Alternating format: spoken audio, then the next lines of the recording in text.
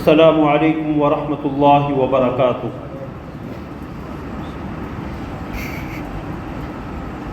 الحمد للہ وحدہ والصلاة والسلام علی من لا نبی بعدہ، اما بعد فاعوذ باللہ من الشیطان الرجیم، بسم اللہ الرحمن الرحیم۔ قل إن كان آباؤكم وأبناؤكم وإخوانكم وأزواجكم وعشيرتكم وأموال اقترفتموها وتجارة تخشون كسادها ومساكن ترضونها أحب إليكم من الله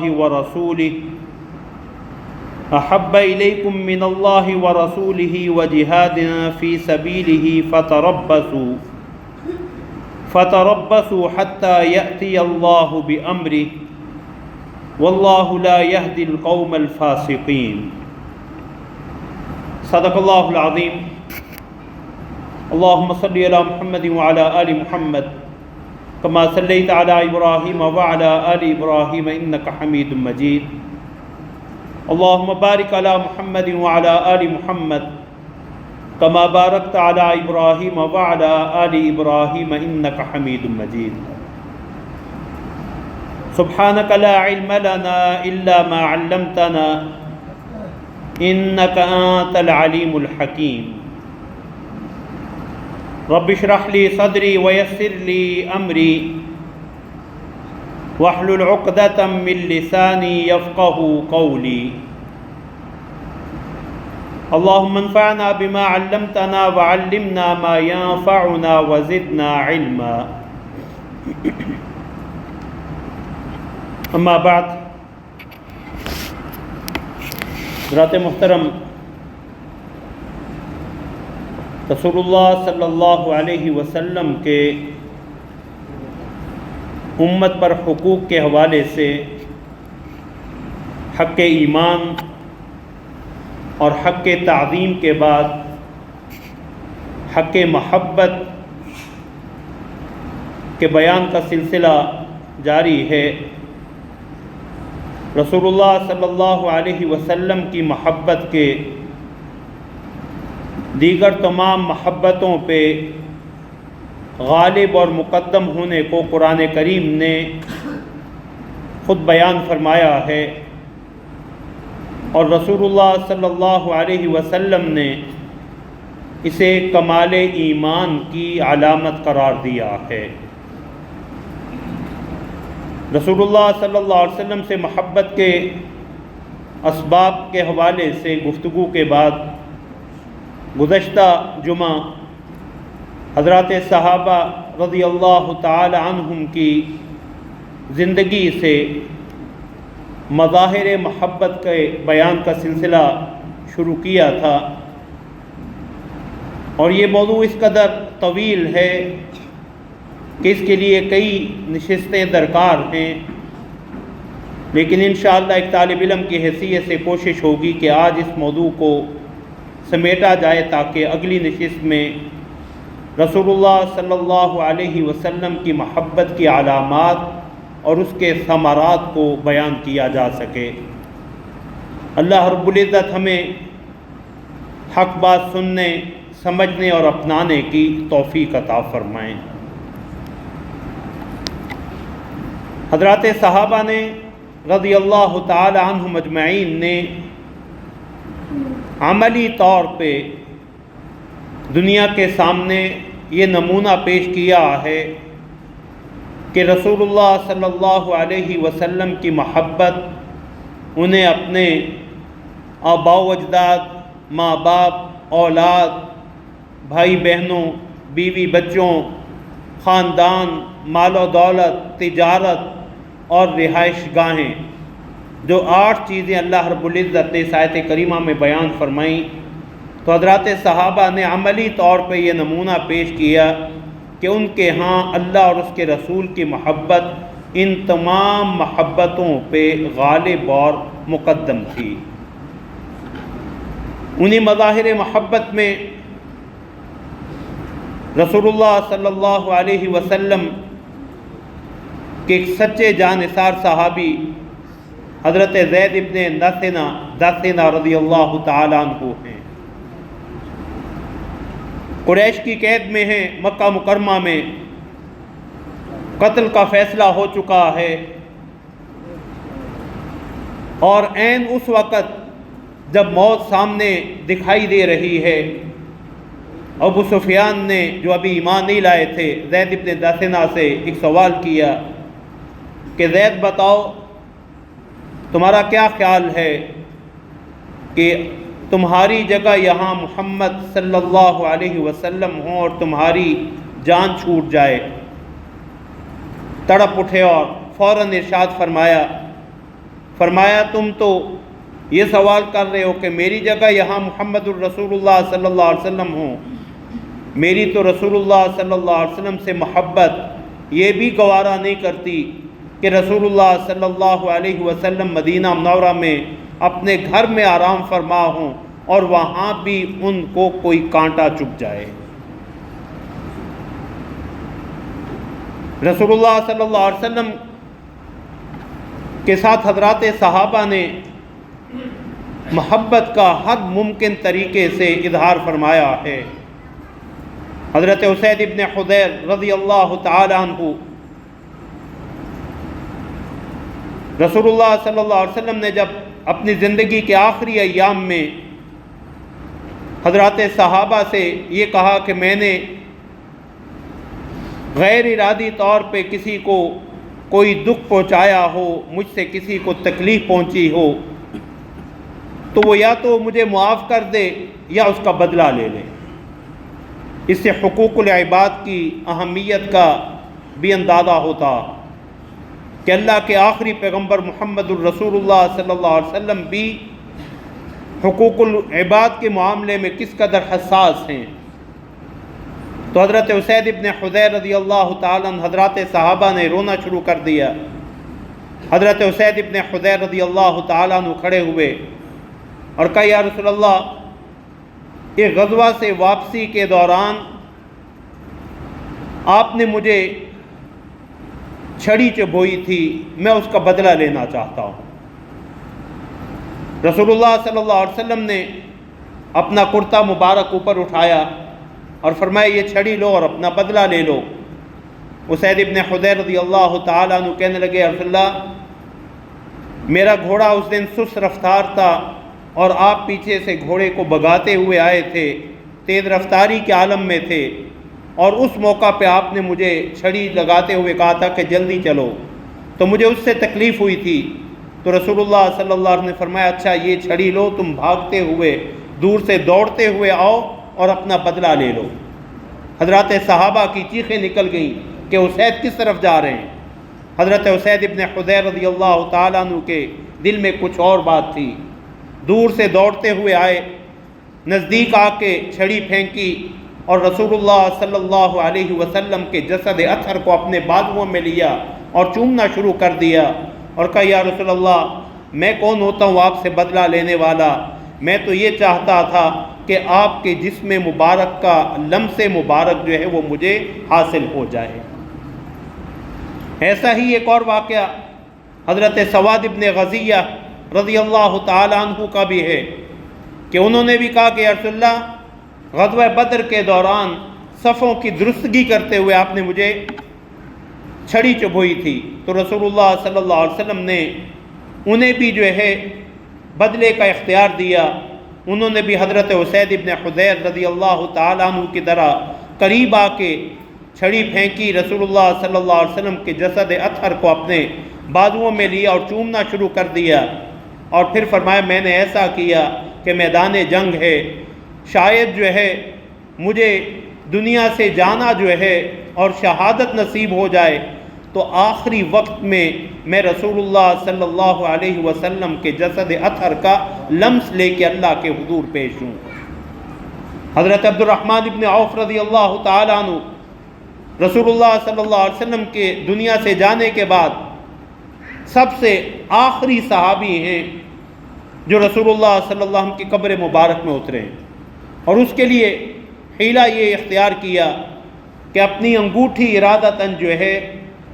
وہ قبر مبارک میں گرا دی، اسے اٹھانے کے لیے جو ہے وہ گئے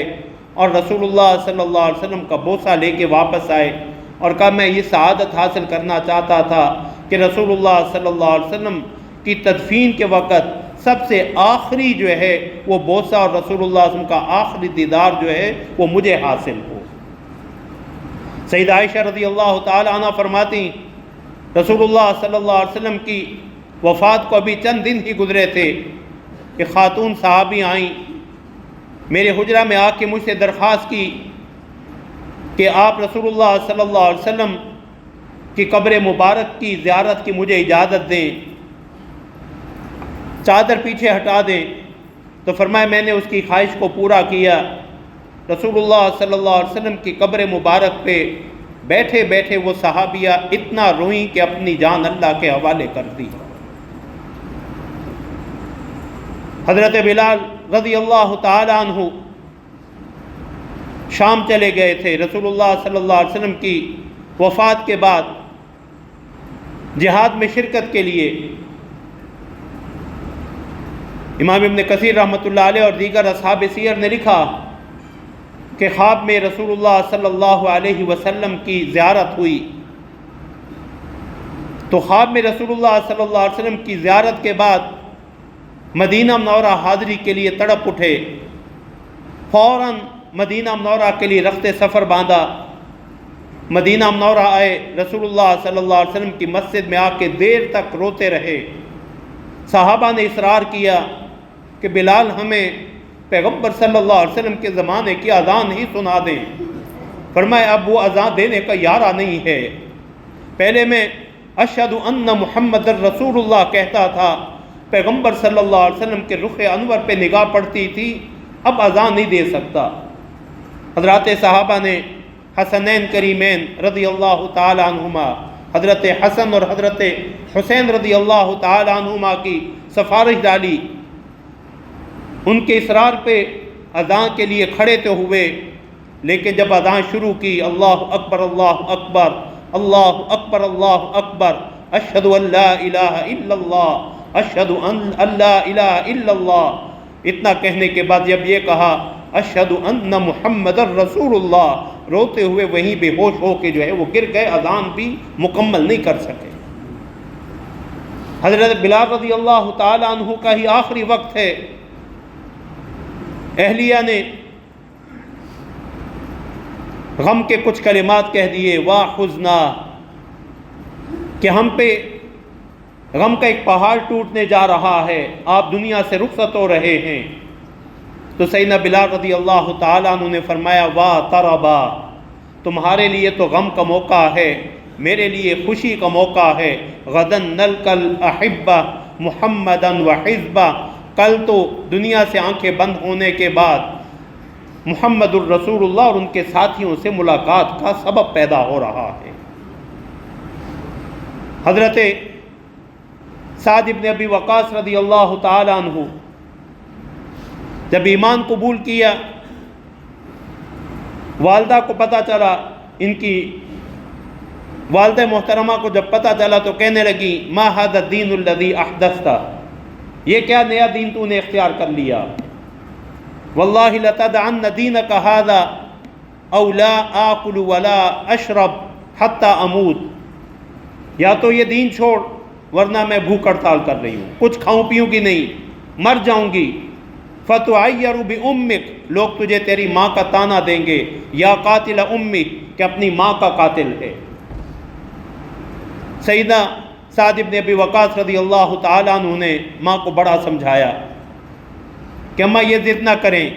پیغمبر کا جو دامن تھام لیا ہے اب یہ چھوٹنے والا نہیں ہے صلی اللہ علیہ وسلم کا۔ ماں نے کھانا پینا چھوڑ دیا، 24 گھنٹے گزر گئے، حالت بگڑنا شروع ہوئی۔ دوسرا دن، جب تیسرا دن دیکھا ماں بھوک اور پیاس کی شدت سے تڑپ رہی ہے، تو ماں کے سرہانے کھڑے ہو کے حضرت سعد بن ابی وقاص رضی اللہ تعالیٰ عنہ نے ایک عجیب جملہ ارشاد فرمایا،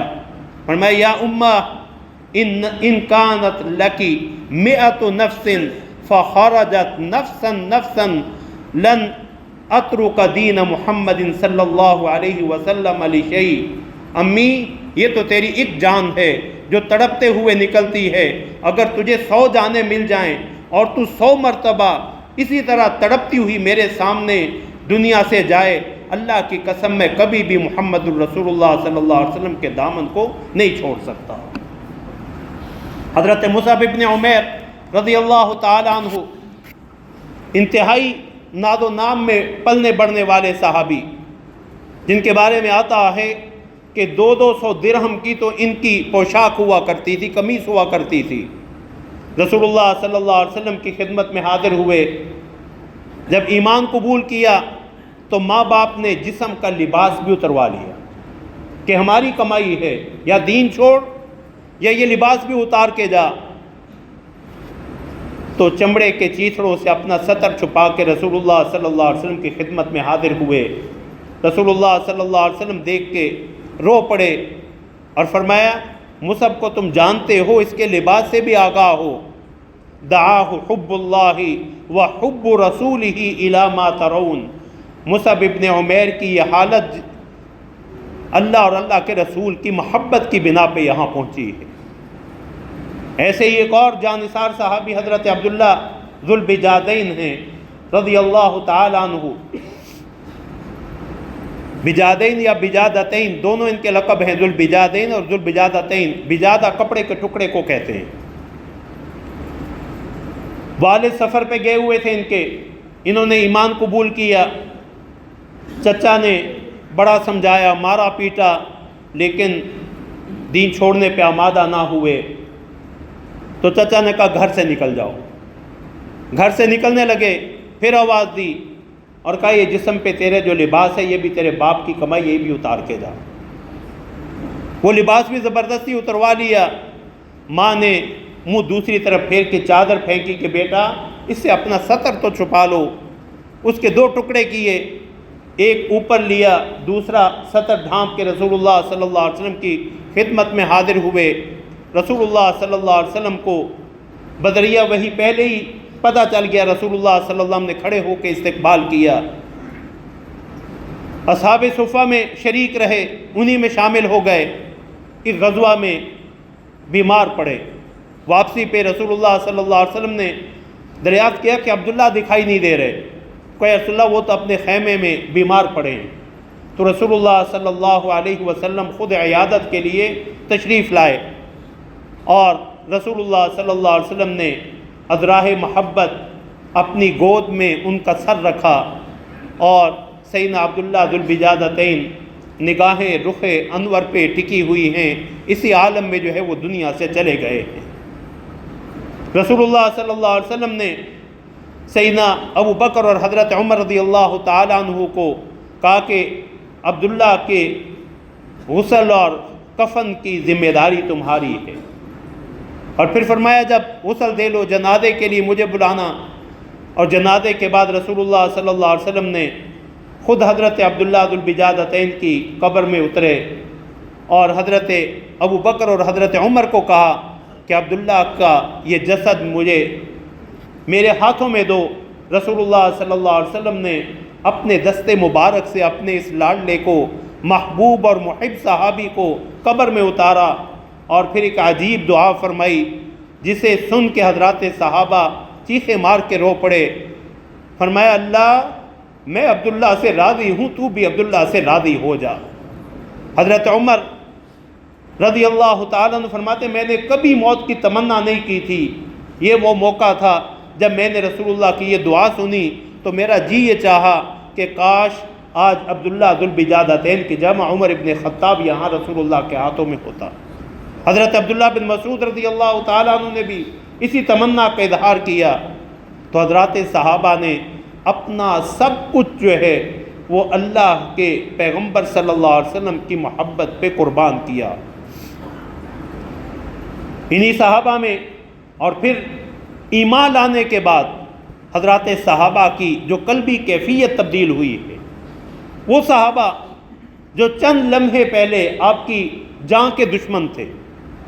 وہ آپ پہ جان لٹانے اور آپ پہ جان نثار اور قربان کرنے کا عزم لیے ہوئے۔ ثمامہ بن اسار رضی اللہ تعالیٰ عنہ اپنے قبیلے کے سردار ہیں، قیدی بن کے آئے ہیں۔ رسول اللہ صلی اللہ علیہ وسلم نے فرمایا مسجد نبوی میں ان کا خیمہ لگا دو۔ رسول اللہ صلی اللہ علیہ وسلم آتے جاتے ان کے پاس سے گزرتے، اور رسول اللہ صلی اللہ علیہ وسلم نے ایک موقع پہ ان سے پوچھا کہ ثمامہ تمہارا کیا خیال ہے، تمہارے بارے میں کیا فیصلہ کروں گا؟ تو اپنے قبیلے کے سردار سے کہنے لگا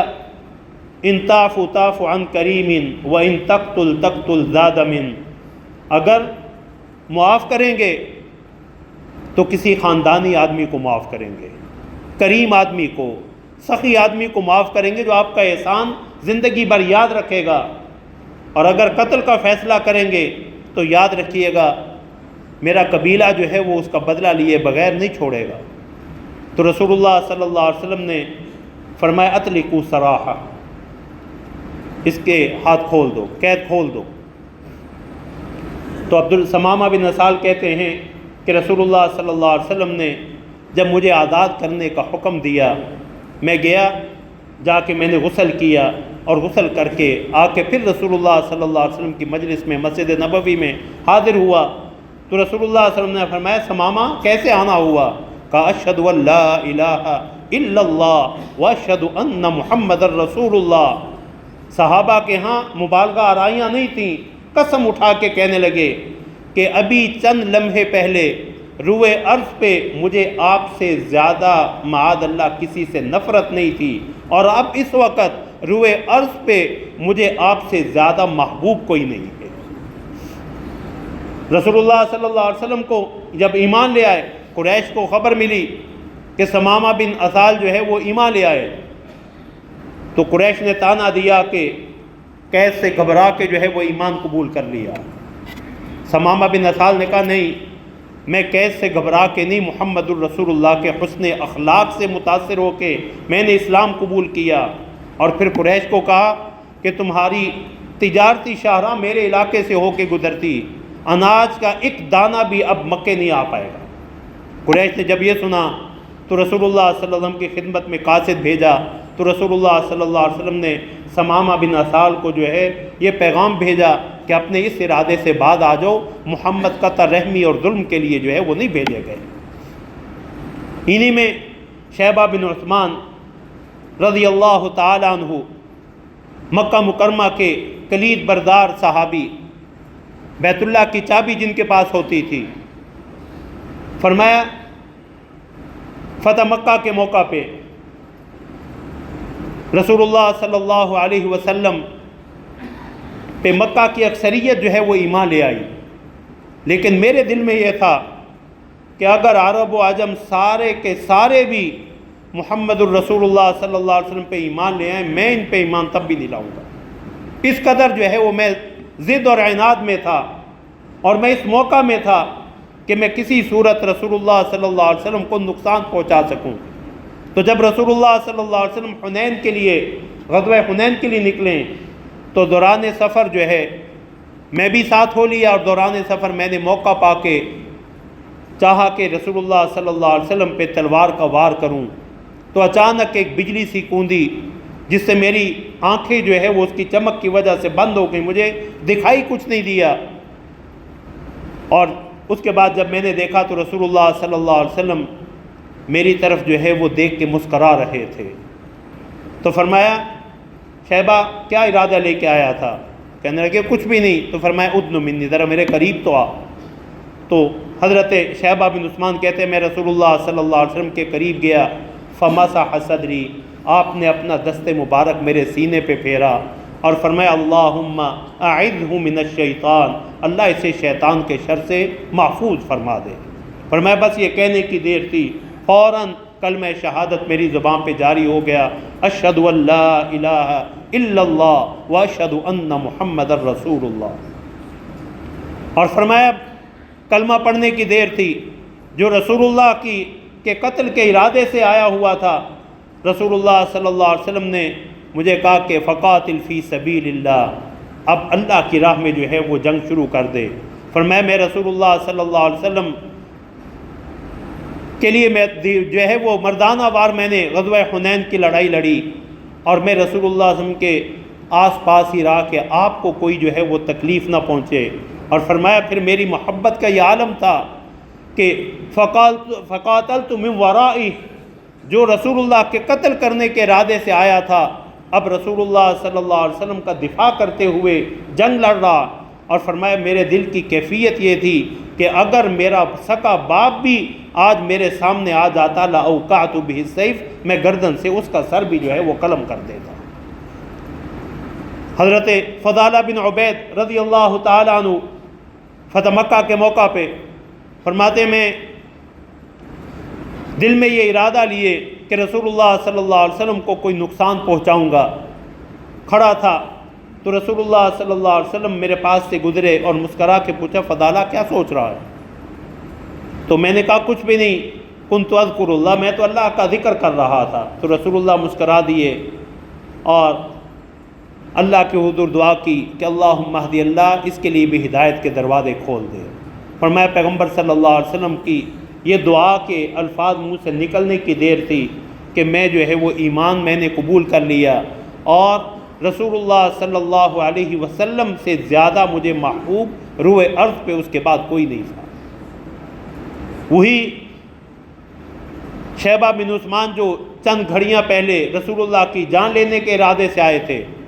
فرمایا میں رسول اللہ صلی اللہ علیہ وسلم جنگ ختم ہوئی، میں آپ کے خیمے کے باہر کھڑا تھا کہ لا علمی میں، بے خبری میں کوئی دشمن جو ہے رسول اللہ کے خیمے میں جو ہے وہ داخل نہ ہو۔ فرمایا لیکن دل کے ہاتھوں مجبور ہو جاتا، تھوڑی دیر بعد رسول اللہ صلی اللہ علیہ وسلم کے خیمے میں جھانکتا تو رسول اللہ صلی اللہ علیہ وسلم پوچھتے شیبہ خیریت تو ہے؟ کہ یا رسول اللہ آپ کے چہرہ انور کی زیارت سے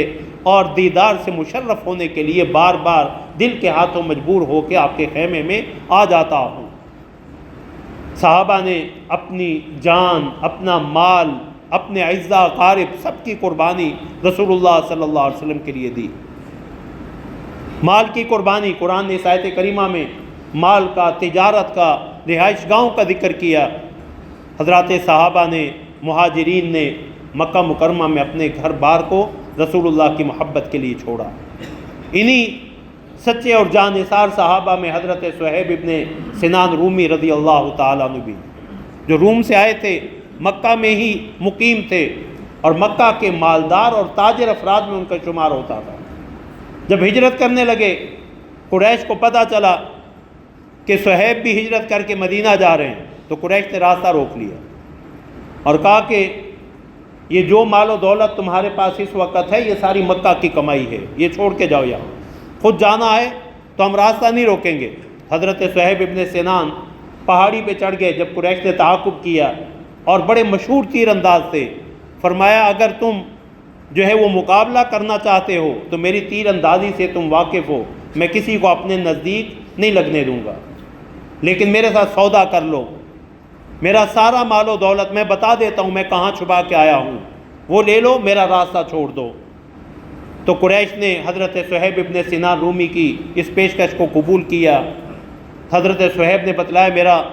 سامان فلاں جگہ پہ، وہ لے لینا، اور خود جو ہے وہ مدینہ منورہ روانہ ہوئے۔ پیغمبر صلی اللہ علیہ وسلم کی خدمت میں جب حاضر ہوئے تو اللہ کی طرف سے پہلے یہ پیغام پہنچ چکا تھا، وَمِنَ النَّاسِ مَن يَشْرِي نَفْسَهُ ابْتِغَاءَ مَرْضَاتِ اللَّهِ وَاللَّهُ رَءُوفٌ بِالْعِبَادِ۔ کچھ ایسے خوش نصیب بھی ہیں جو اللہ کی رضا کے لیے اپنی جان کا سودا کر کے آتے ہیں، اپنی جان خرید لیتے ہیں، اپنا سب کچھ دے کے، اپنا جان بچا کے پیغمبر کی خدمت میں جو ہے وہ حاضر ہو جاتے ہیں۔ واللہ رؤوف بالعباد، اور اللہ اپنے بندوں کے ساتھ بڑے ہی مہربان اور شفقت کرنے والے ہیں۔ انہی صحابہ میں عبداللہ بن زید انصاری رضی اللہ تعالی عنہ ہیں۔ جب رسول اللہ صلی اللہ علیہ وسلم کے دنیا سے جانے کی خبر ملی، اپنے باغ میں تھے، بے اختیار دعا کے لیے ہاتھ اٹھا دیے، اللہ عبداللہ کی آنکھیں لے لے، اب ان آنکھوں کا کیا فائدہ جس سے رسول اللہ صلی اللہ علیہ وسلم کے رخ انور کا دیدار کیا کرتا تھا۔ ایک اور صحابی کی بینائی چلی گئی تو کسی نے علاج اور دعا کا کہا، فرمایا اب آنکھیں کیا کرنی ہیں، یہ آنکھیں جن کے رخ انور کو دیکھ کے ٹھنڈی کیا کرتے تھے، وہ آنکھیں اب جو ہے وہ رخ انور اس دنیا میں نہیں رہا۔ تو حضرات صحابہ نے اس قرآن کریم کی آیت کریمہ کا عملی نمونہ اور مظہر جو ہے وہ دنیا کے سامنے رکھا کہ انہیں ماں باپ، اولاد، بیوی بچوں، خاندان، کنبہ قبیلہ، مال و دولت، سب سے زیادہ جسے محبت تھی وہ محمد الرسول اللہ صلی اللہ علیہ وسلم کی ذات مبارک تھی۔ اللہ رب العزت کی توفیق شامل حال رہی تو اس موضوع کو، اگرچہ یہ واقعات صرف میں نے بطور نمونہ پیش کیے ہیں، صحابہ کرام کے مظاہر محبت کو بیان کیا جائے تو اس کے لیے کئی نشستیں درکار ہیں، لیکن انشاءاللہ اگلے جمعہ رسول اللہ صلی اللہ علیہ وسلم کی محبت کی علامات کیا ہیں، نشانیاں کیا ہیں، اور اس کا ثمرہ، اس کا نتیجہ کیا ہے، اس حوالے سے گفتگو ہوگی۔ اللہ ہمیں عمل کی توفیق عطا فرمائے۔ وآخر دعوانا ان الحمد للہ رب العالمین۔